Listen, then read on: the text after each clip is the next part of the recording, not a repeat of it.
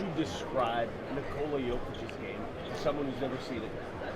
I just described on that side already, but as I said, he's a complete all-around player, and it's tough to guard him as he can shoot threes. He's an incredible passer. He's a point guard and a center on that team, and I think it's really tough to guard him just because he's going to be going one-on-one against somebody you want to help, and he got his eyes in the back of his head, side of his head, like he sees everything. So. And he reads the game so well that he knows where his guys are. I think the chemistry on that team is so good because of him. David, what's the legacy a couple years removed from Manu Ginobili? The legacy is that he's what the Spurs is all about. That character guy, and but the legacy I think is going to go more international with him being. One of two players in the history winning Olympic Games, winning EuroLeague, and winning NBA. It's what he's done as a basketball player is incredible, and he's probably an inspiration to a lot of young players, or even players my age right now, watching him play all around the world. We're from Latin America. Can you relate any anecdote or something that he particularly taught you or that he left you? Actually, one of the anecdotes is that we had like a dinner with like few players, and he has his rule that we don't talk basketball when we go out for dinner. We talk about everything else, and I think I mentioned basketball once, and he slapped me. so ever since, I never mentioned basketball during like dinners like that anymore. Anything you missed from San Antonio or Pop? Sorry? Anything you missed from San Antonio or Pop? Of course, I miss the people. I built over those 3 years. I built great relationships. When I see those guys, I still hug them and we talk anything. Also, mostly besides basketball, we talk life. And even yesterday, I met one of the scouts one of the two scouts that were responsible why I even was on San Antonio's radar at the basketball borders, and we talked a lot.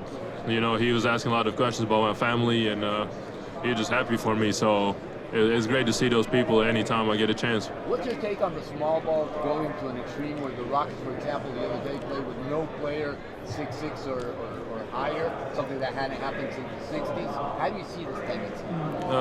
I think you still need a good center on the team. Rebounding is a very important part of the game.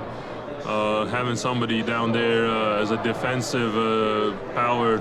Like if you're going to get beat, there's somebody protecting the paint. You still need at least one of those guys. I know that the league is becoming positionless. You can still use a big guy that can shoot threes, but you need some force down there. Two more questions. How far back in the three-point line go and you still shoot 40%? I think I'll be okay with the three-point line being at like 29, 30 feet would be okay. We would have a lot less shooters in the league. My value would go up probably. But yeah.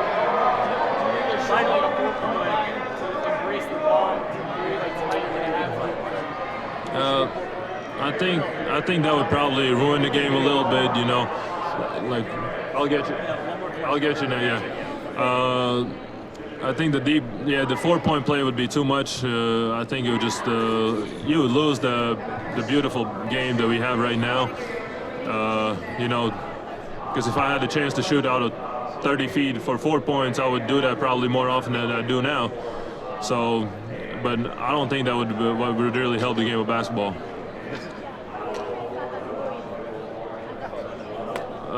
Rui is definitely a talented player, with his skill level coming in. I'm actually really surprised about how a rookie can poise himself on the court, and that he's actually playing like an experienced player, and we're lucky to have him on our team. He's a power also, down low and outside, and a great guy to have in the locker room. Now finish one more answer. I think my time in Belgrade was the most important part of my career. Those 2 years probably put me on the map in EuroLeague and in NBA, and that's basically what made the most of the player that I am right now. Yes, I know that they're doing really great in the Adriatic League, and I really hope, and I think they should make the EuroLeague really soon, because that team with that history should be in Euroleague. How do you read the 8 non-Americans playing in the game tomorrow? Excuse me? The All-Star game has 8 foreigners, huge amount. Could you talk a little bit about the development FIBA took into the NBA in the last 2 decades? I think it's just the NBA becoming a global game, expanding all over the world, and teams are, after having huge players like starting with Nowitzki and then, Tony Parker, Manu, and now Giannis being a league MVP, it's becoming a global game, and I think teams are looking all around the world to find that talent and that one player that might change their futures in the organization.